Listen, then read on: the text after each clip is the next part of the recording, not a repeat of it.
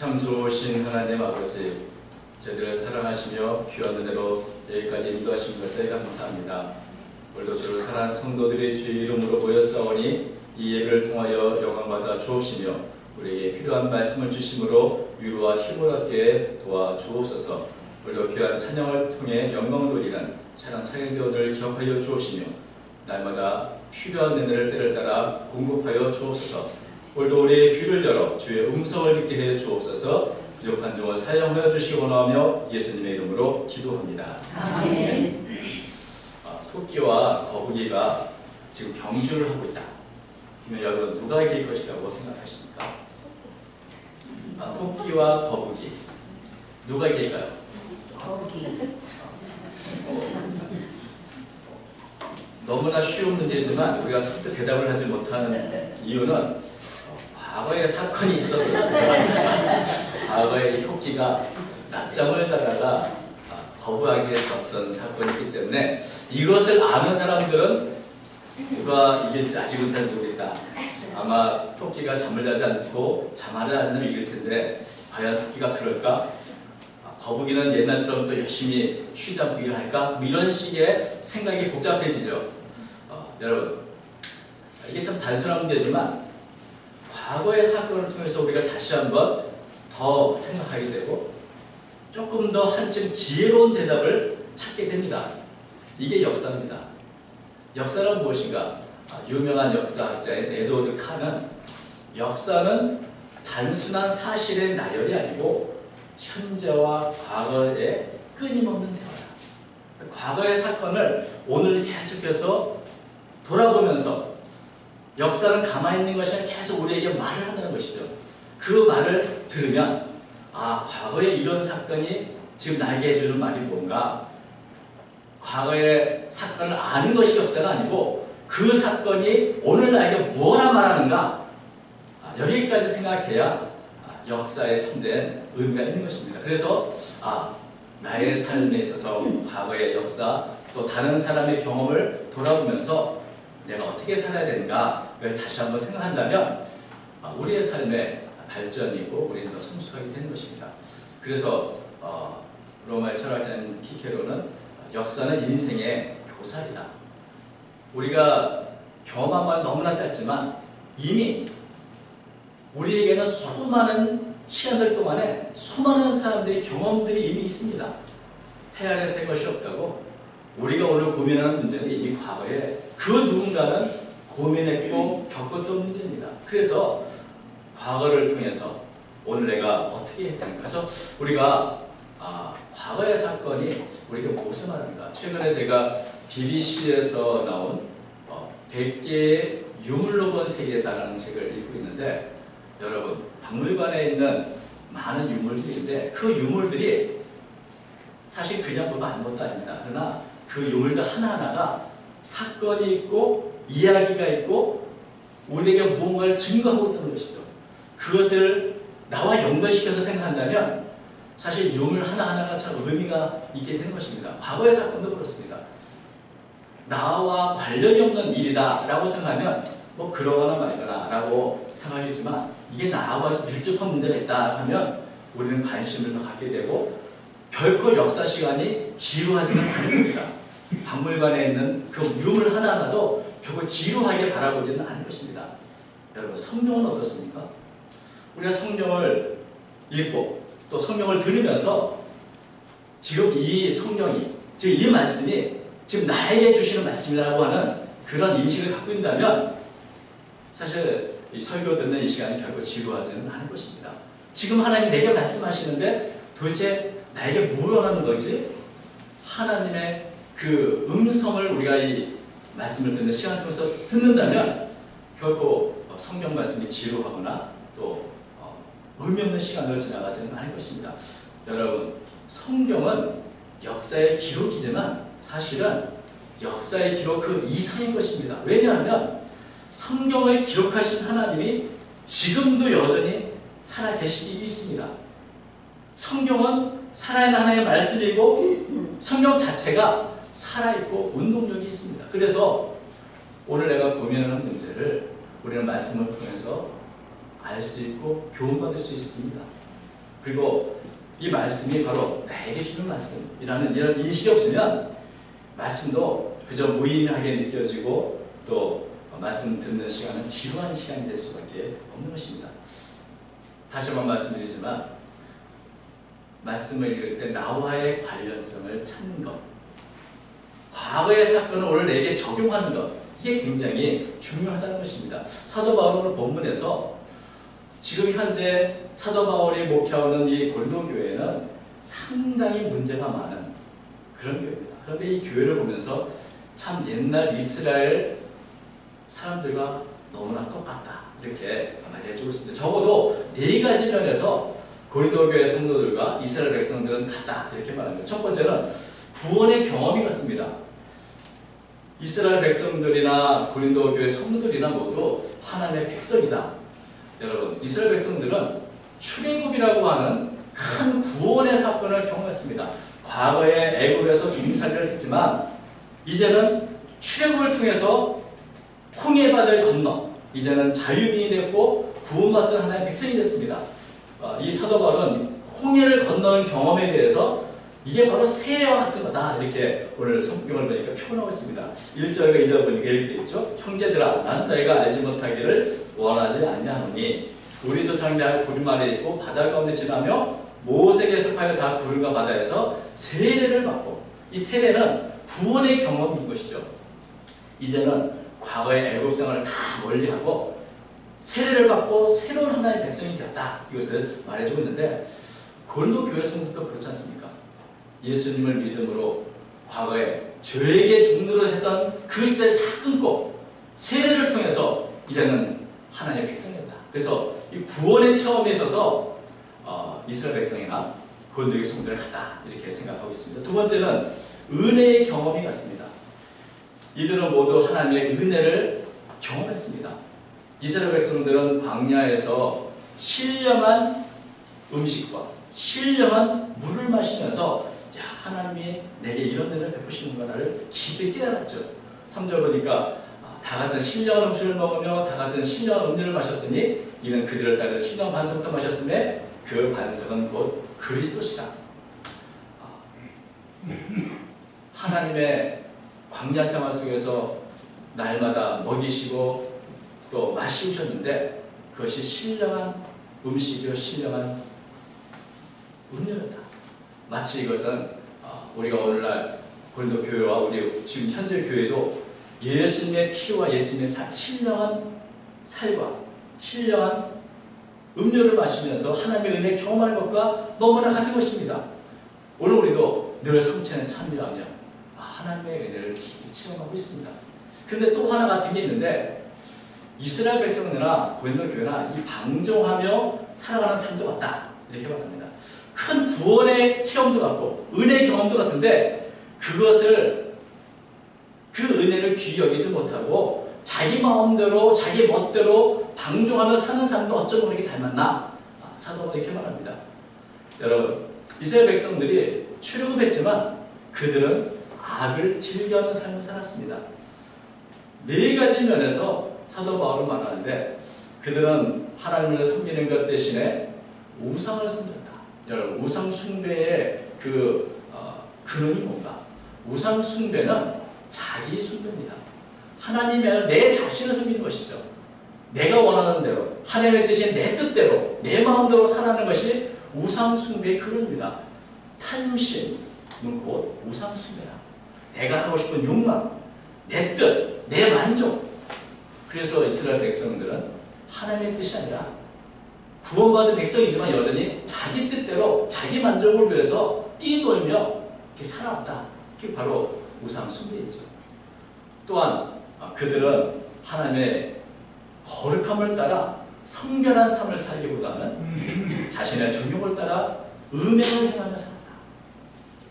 세 번째, 하나님을 믿고 따르며 그 하나님을 바라보지 못하고 늘 의심과 불신앙으로 하나님을 시험하며 살았다.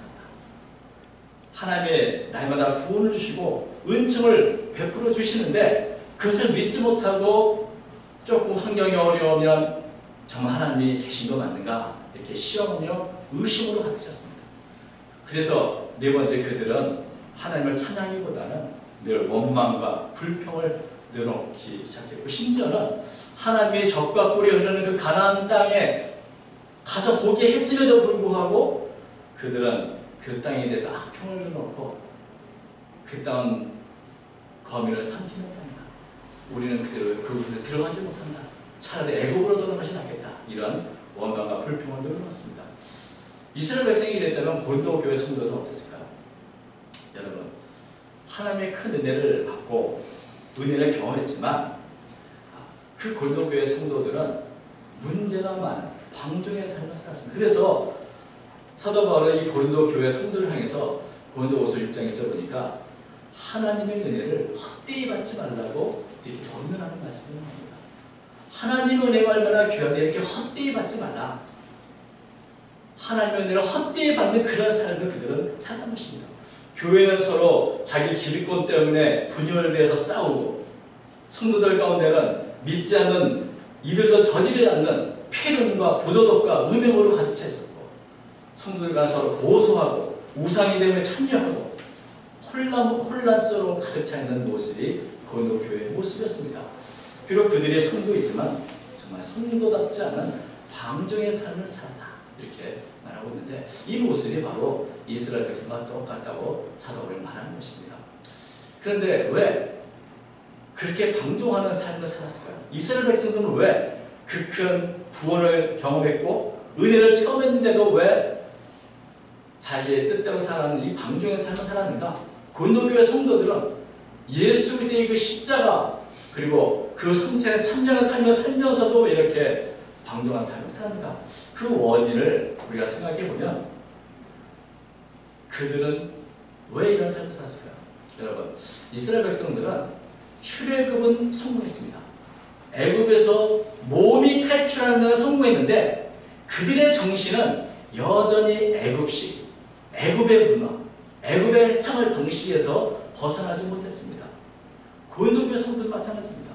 예수를 믿고 구원을 받았으나 그리고 날마다 하나님의 은혜를 체험할지라도 그들의 생활 방식은 여전히 하나님의 방식이 아니라 자기 방식, 세상적인 방식을 따르고 있었던 것입니다. 그래서 하나님의 말씀보다는 내 생각, 내 뜻, 여기에 중심으로 살았기 때문에 하나님의 백성다움을 잃어버렸던 것입니다. 하나님 우리를 구원하실 때는 우리에게 바라시는 모습이 있습니다.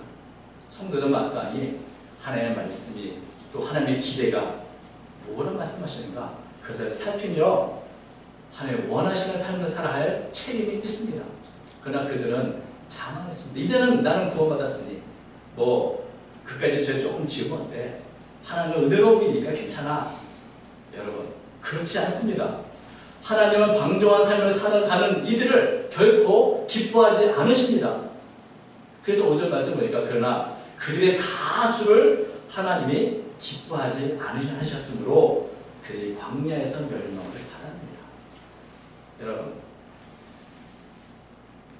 하나님의 거룩함을 담지 않고 하나님의 뜻을 따라 살지 않으며 방종한 삶을 살아갈 때 하나님은 그것을 기뻐하지 않으시고, 이스라엘 백성들은 그들 중에 대부분이, 그들의 대부분, 사실은 구원을 경험해서 출애굽의 역사, 그리고 홍해를 건넌 경험, 신령한 음식과 음료를 마셨던 특별한 은혜 체험을 했지만 그 출애굽 1세대는 거의 우리가 아는 것처럼 여호수아와 갈렙을 빼고는 다 광야에서 멸망을 했습니다. 그것이 하나님을 존중하지 않고 방종한 삶을 살아간 결과인 것이죠. 방종한 삶의 결과가 결국 죽음과 멸망으로 나타나는 것을 성경을 통해서 볼 수 있습니다.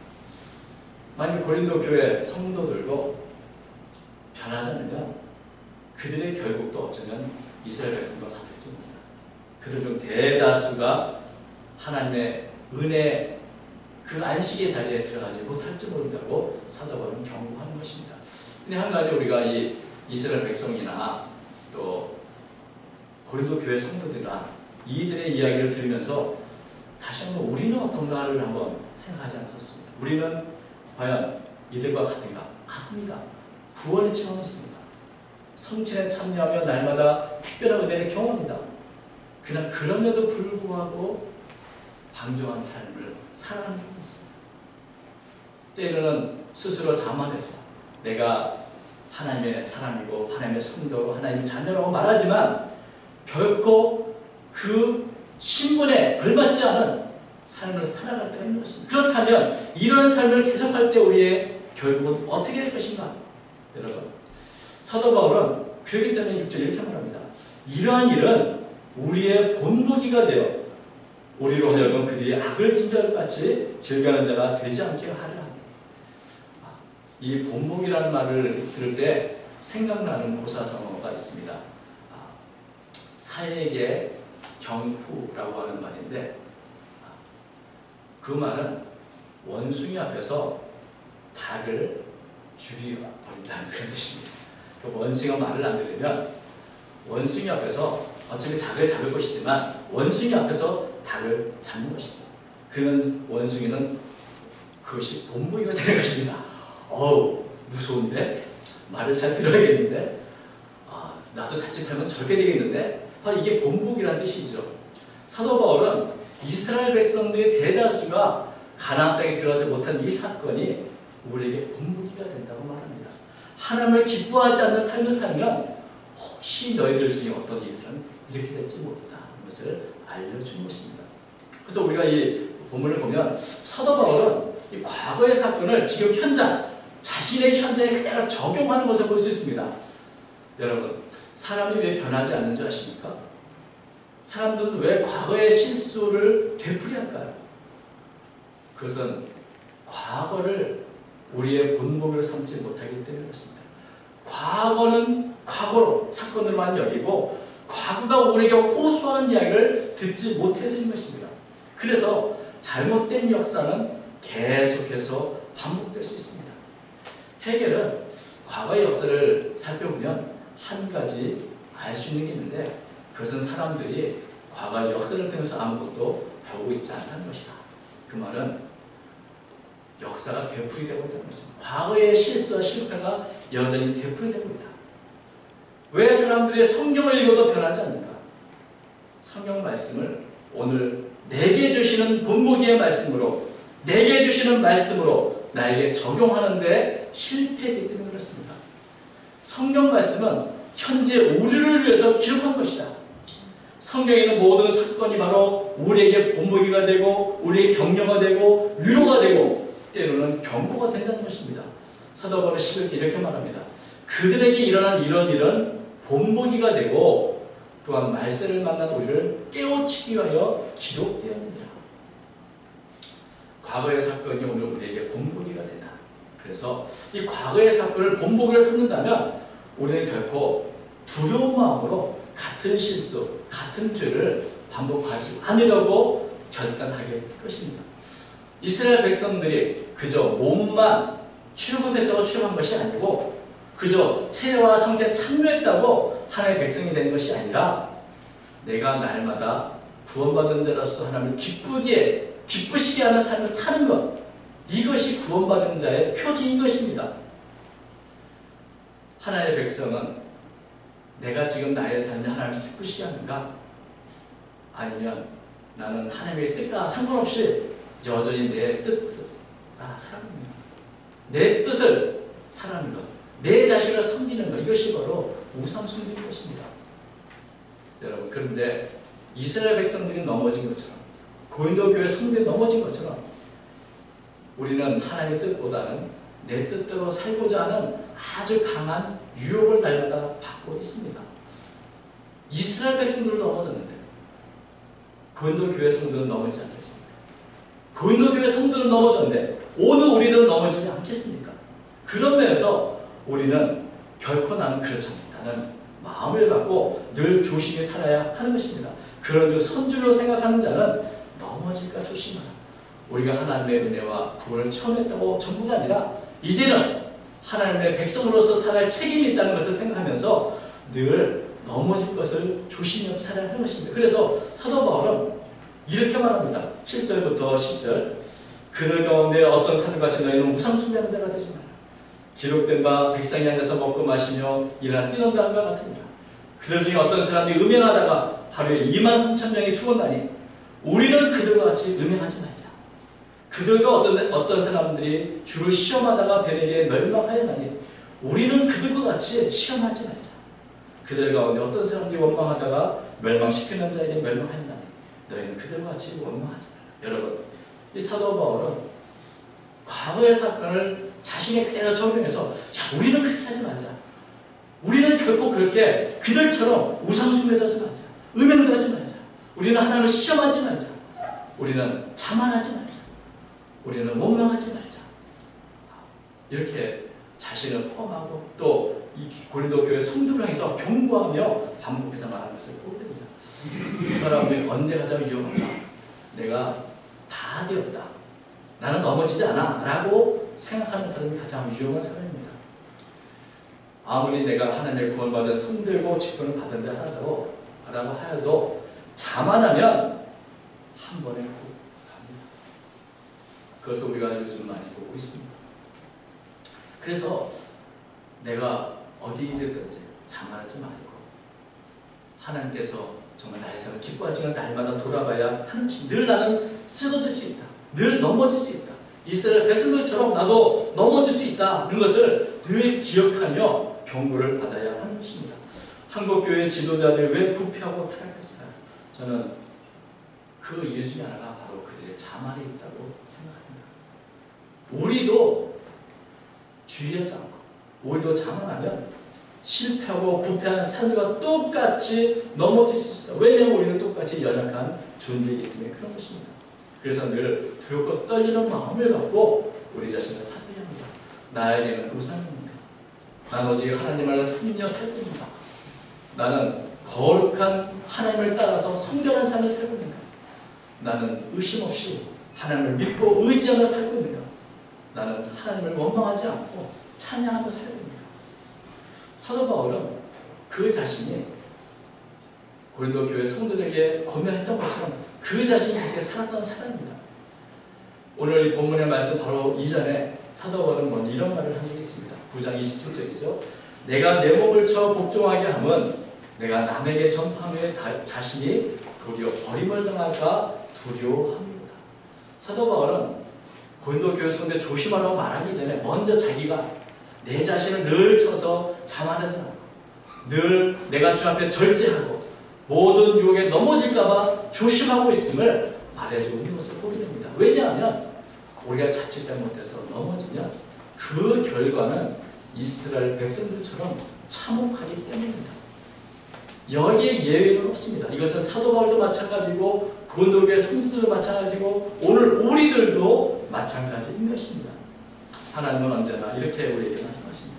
사무엘상 2장 3절 나를 존중히 여기는 자를 내가 존중하고 나를 멸시하는 자를 내가 경멸한다. 우리 그리스도인의 삶은 그런 면에서 투쟁이라고 했습니다. 우리는 늘 내 마음대로 내 뜻대로 살고자 하는 마음의 욕망이 있는데 이것을 죽이며 나는 하나님의 뜻대로 살아야겠다. 그리고 그 뜻대로 살기 위해서 우리는 날마다 말씀과 소통하는 삶을 살아야 합니다. 말씀은 살아있는 말씀으로 오늘 우리에게 힘을 주고 또 우리로 하여금 경고하고 우리의 삶의 지침이 되어 주시기 때문입니다. 이스라엘 백성들의 삶을 보며 우리는 경고를 받고 때로는 위로와 격려를 얻는 것입니다. 여러분, 말씀과 끊임없이 소통하십시오. 말씀은 과거의 사건이 아니라 오늘 생생하게 우리가 말씀하고 있는 살아있는 하나님의 말씀인 것입니다. 우리가 말씀을 통해 배운 것을 우리의 삶 속에 적용할 때 우리의 삶은 변하기 시작할 것입니다. 말씀은 우리에게 호소하고 있는데 그 말씀을 우리는 듣지 않고 여전히 내 뜻대로 산다면 다시 한번 이스라엘 백성들의 결과가 어땠는가에 우리는 경고를 받아야 할 것입니다. 여러분, 오늘도 말씀을 읽고 그 말씀이 내게 주시는 교훈이 무엇인가를 깊이 깨닫고 또 우리가 하나님의 말씀을 내 삶 속에 적용하려고 할 때 하나님 우리에게 더 큰 은혜를 주실 것입니다. 언제나 말씀과 소통하며 주님의 이름으로 승리하는 삶을 살고 그런 말면 하나님의 영광 돌리는 저 여러분 되시기를 주님의 이름으로 축복합니다. 아멘. 그렇습니다. 거룩하신 하나님 아버지, 저희들은 연약합니다. 우리로 하여금 자만하지 않게 하시고 늘 하나님의 은혜 안에 거하게 하시며 하나님을 믿고 의지하며 주님을 찬양하는 삶을 살아가는 저희가 되게 도와주옵소서. 내 자신을 숭배하거나 내 마음 내 뜻대로 살아가자는 모든 욕망을 이겨나갈 수 있도록 도와주시고 말씀을 따라 말씀에 지침을 따라 살아가는 제 모두가 되도록 도와주옵소서. 사랑하는 성도 모두가 하나님을 기쁘시게 하는 삶을 살아 하나님 우리부터 더 큰 은혜를 받으며 하나님 주신 축복을 받아들이는 제 모두가 되도록 도와주옵시고 날마다 승리하는 삶을 살아가도록 힘과 능력을 오늘도 공급해 주옵소서. 함께해 주시는 주님께 감사드리며 예수님의 이름으로 기도합니다. 아멘.